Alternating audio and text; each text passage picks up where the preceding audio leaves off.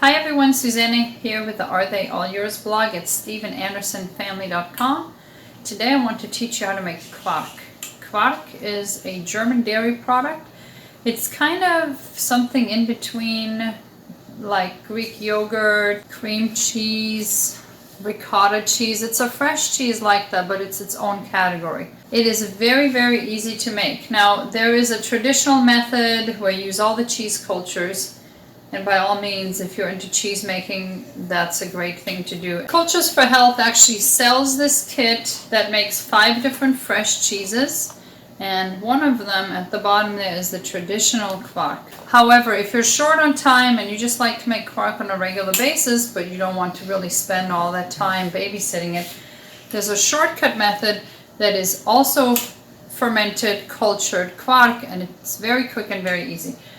All you need is cultured buttermilk. And I have another video on my channel on how to make cultured buttermilk. So this is already fermented cultured buttermilk. In my case, this is 2 quarts. And all I'm going to do, I'm taking it out of the fridge, and I'm going to let it sit on the counter for about 24 hours.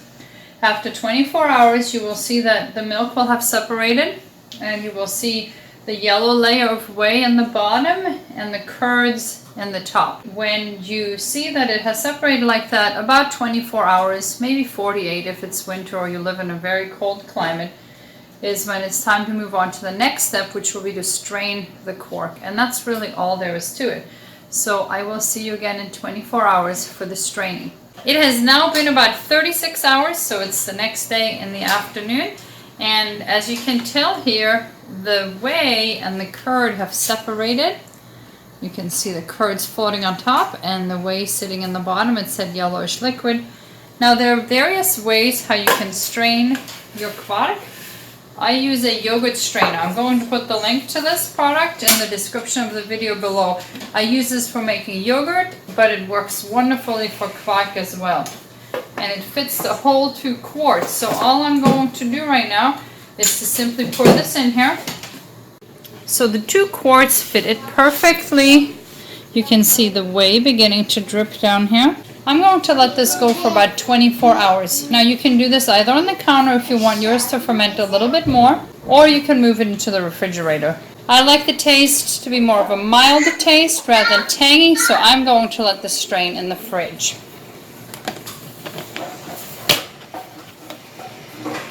It has been about 24 hours and the quark has strained. You can see the nice yellow whey in the bottom of the yogurt strainer that I used to strain it.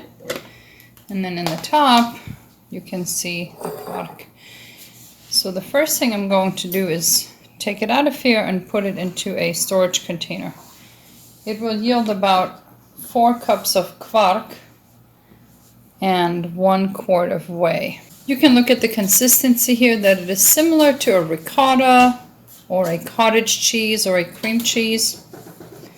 And if you like yours more firm, you can simply strain it for longer. There is the quark all in the container. I'm going to simply pour off the whey. There are many uses for whey. One of the easiest things to use it for is simply to soak things before you cook them, such as beans.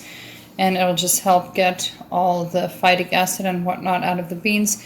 But there are other things you can make with this whey if you're so inclined. You can also just drink it straight up. It's very healthy. It's a probiotic beverage. Now, as far as how to use the quark, there are really endless uses for it. Like I said, in recipes I call for ricotta or cottage cheese or cream cheese. You can just substitute it 1 for 1. You can also just use it by itself, kind of like you would yogurt. So for breakfast, I really like to mix mine with cocoa powder and sugar and just eat it like that. You could also mix it with just sugar, some lemon zest, and vanilla, and it makes a great filling for crepes. As a savory topping, you can kind of make like a farmer's cheese out of it by adding onion or chives like I did here, some garlic, parsley, salt, and pepper. And you can either eat that straight up with a spoon or you can spread that on bread. And then this is my latest favorite use for it, is this cannoli dip. All it is just the quark with some vanilla and sugar and chocolate chips added.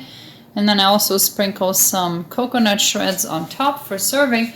And you simply take a waffle bowl or a waffle cone, or if you have wedges broken up, and you use that as your dippers. And the kids absolutely love this. So these are just some ideas. You can find a lot more online. One interesting home use for quark that I learned from my mom is to use it for fevers. If you have a child and they're running a raging fever, you can make compresses with a quark on their calves. And if it's a severe or very high fever, like say 104, 105 or higher, you can simply apply the quark to both their calves and their forearms.